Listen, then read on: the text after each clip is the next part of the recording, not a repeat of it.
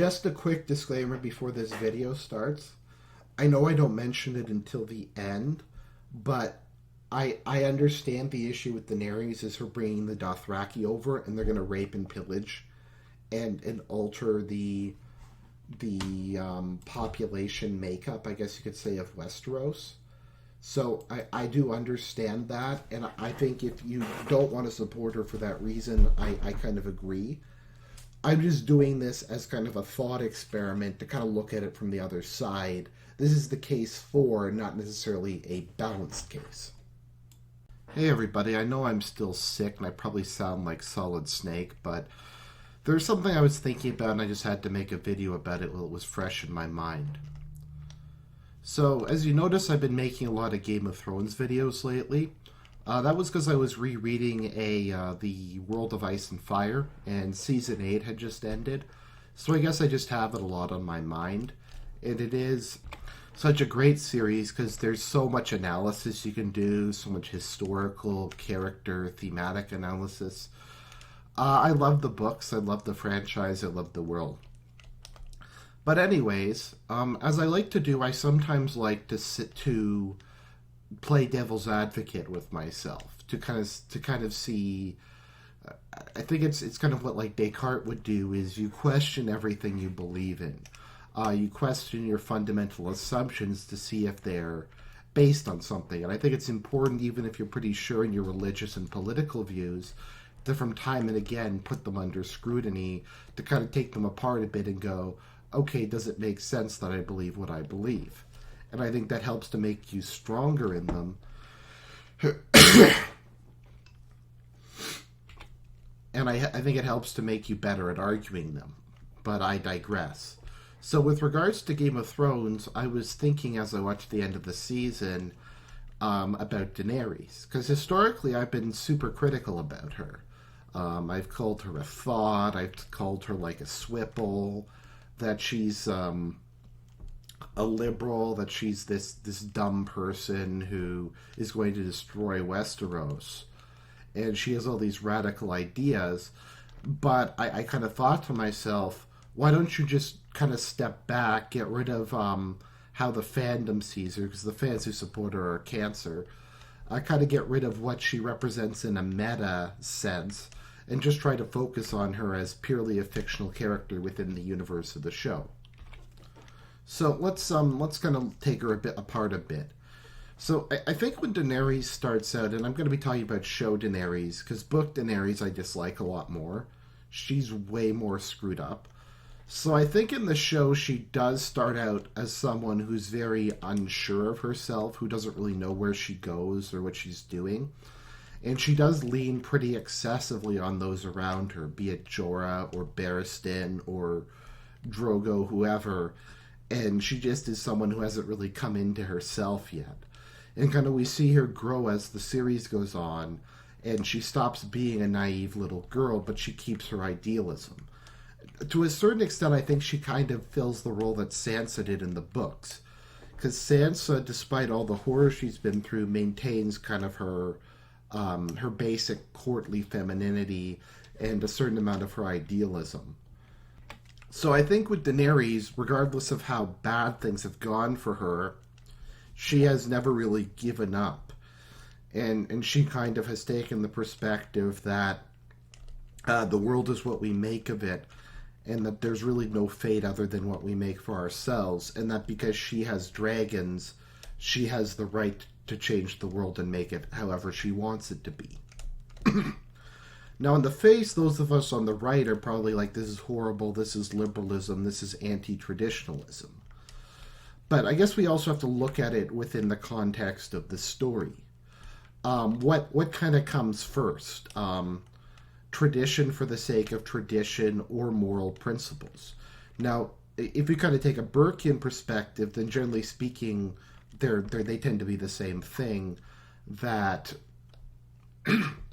kind of the process of tradition, the process of trial and error, of discarding what doesn't work, of taking what does work, etc., means that tradition of society and what's good for society and what's moral tend to be the same thing.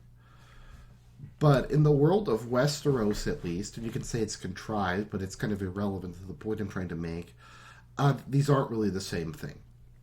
So Daenerys describes her ideology as breaking the wheel. That there's this great wheel of power. I think it was Jorah or whoever, I forget who it was who said it, but all the small folk are content to let the lords play their Game of Thrones so long as they leave them alone and don't bother them. Unfortunately, this never happens. So the wheel to Daenerys is, I guess you could kind of use the example, there's a whole bunch of tanks running around and rolling into each other, and there's like a bunch of kids who are around, and the tanks kind of indiscriminately hit the little children. So, and there's just a general indifference towards the life of the ordinary person. And so I think Daenerys more or less says, okay, I'm going to have to destroy this system and just start over. Because it's so poor, it's so bad, it's so incompetent, it's so corrupt. It's not worth trying to regenerate. Now, on one hand, this can sound revolutionary, and to a certain extent it is. On the other hand, you have to say, is something necessarily bad because it's revolutionary? Sometimes revolutions come about and overthrow an existing system to restore something older, something purer. Sometimes a regime is just rotten and change is needed. I think to be a conservative, to be a traditionalist, to be a rightist isn't to reject change per se, but it's to understand that there are certain eternal truths that all societies have to bow to, and that all change has to be viewed with severe skepticism.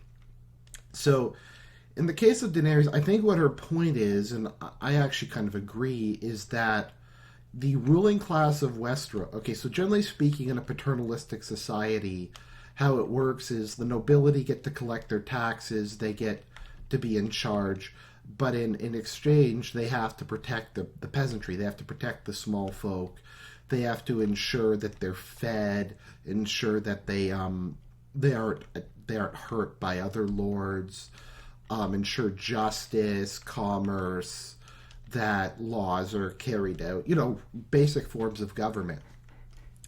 And the small folk serve them and pay their taxes and give them part of their harvest on the condition that the other half of the social contract is fulfilled.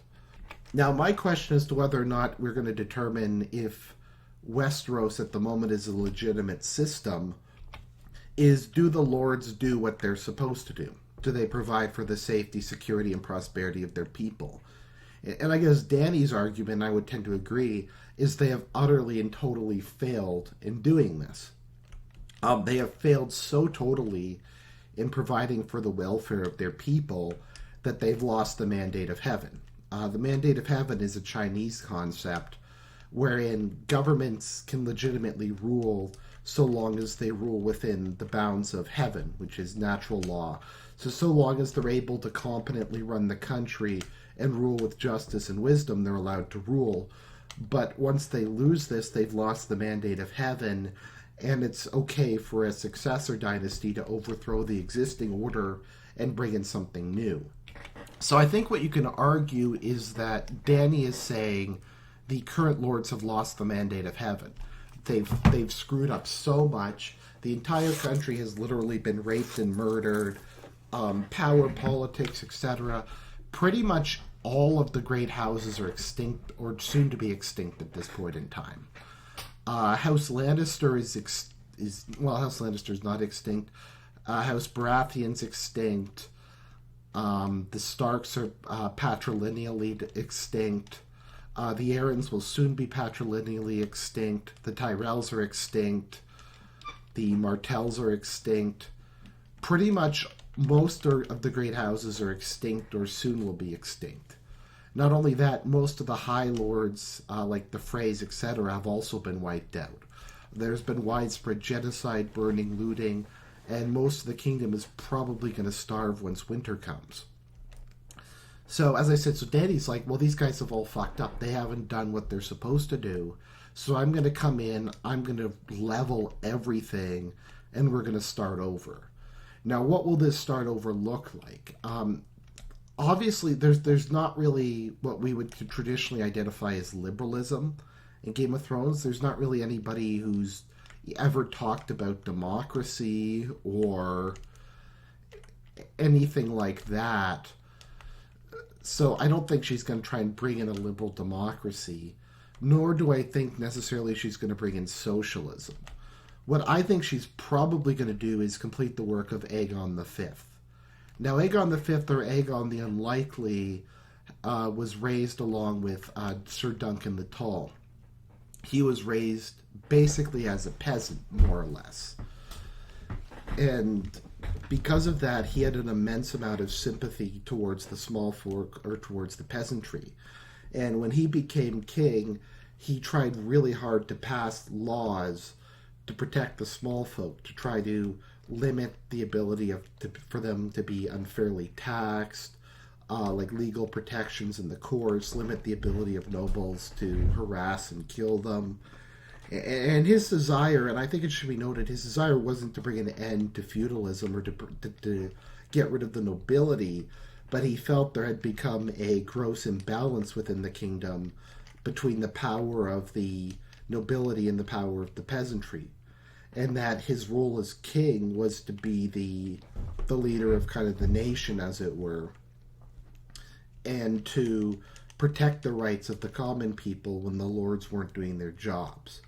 So probably what will happen is there'll be a centralization of power. Daenerys will probably rule as kind of a despot, and I don't mean that as a negative thing. I mean it as a descriptor. She'll probably more or less take near absolute power. Maybe she'll try to establish a bureaucracy and govern more from the center. I mean, at this point, she kind of has to. To be fair to her, if she does not take dramatic action and centralize power, the Seven Kingdoms are going to fall apart.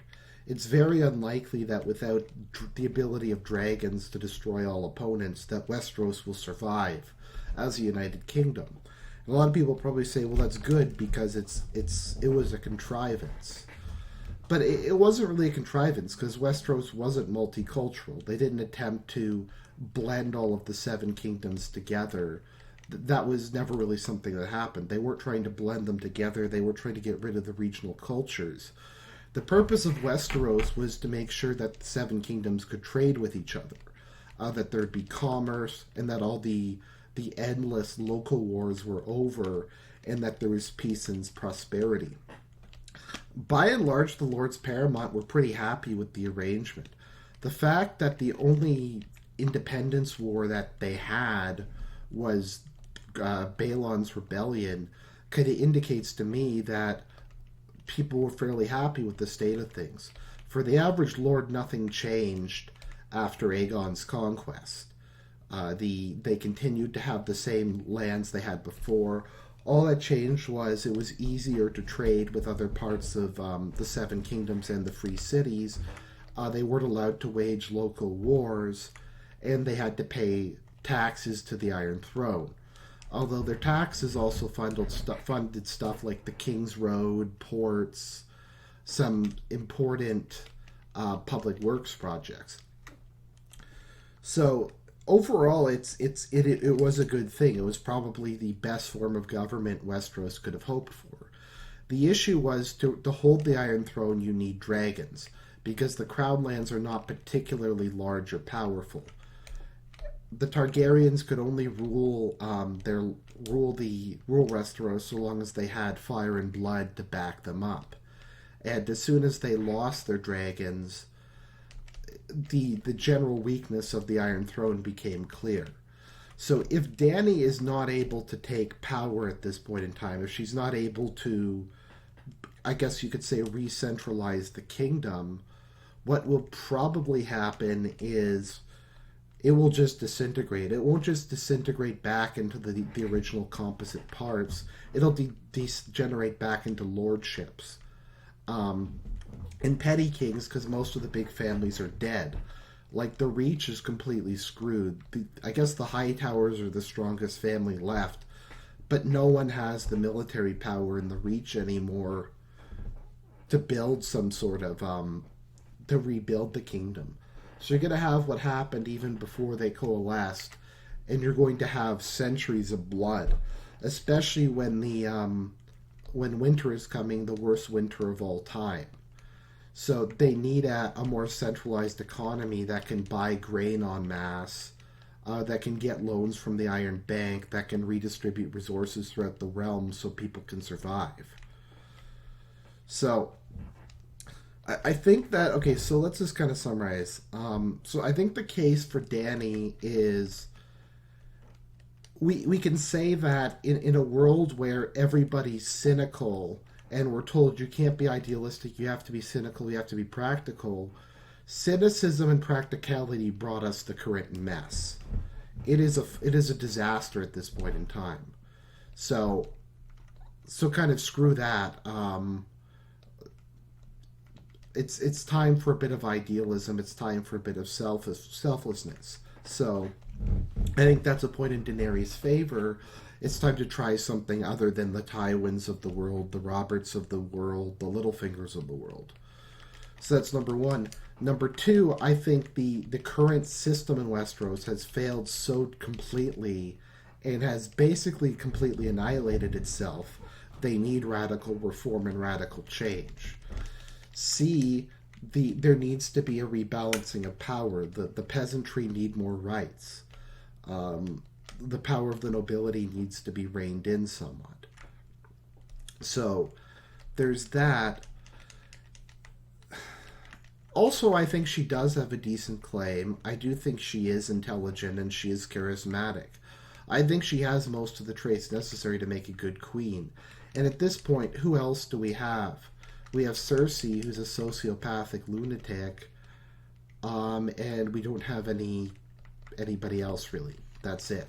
So either Daenerys becomes queen and tries to desperately salvage the current situation, or basically Westeros is doomed to fall apart into its composite parts, and it's going to be another couple hundred years of blood. Now, the argument against Dany, I think the main one is the Dothraki. I would actually unironically support her if not for the Dothraki. The issue is she's bringing like supposedly 100,000 of these Mongoloid barbarians to Westeros, and they're going to rape and pillage and destroy everything, and they're going to permanently alter the genetic makeup of Westeros.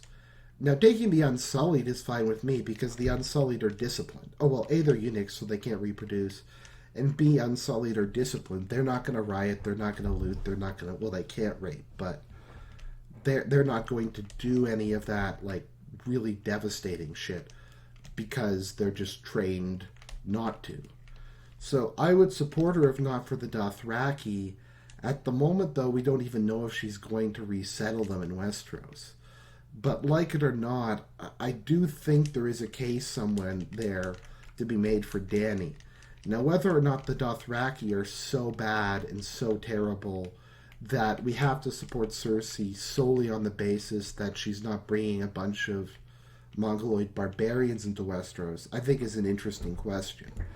But this is just kind of my attempt to view this from the other side.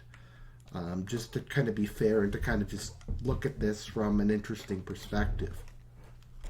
So I hope you enjoyed the video, and I'll talk to you guys again soon.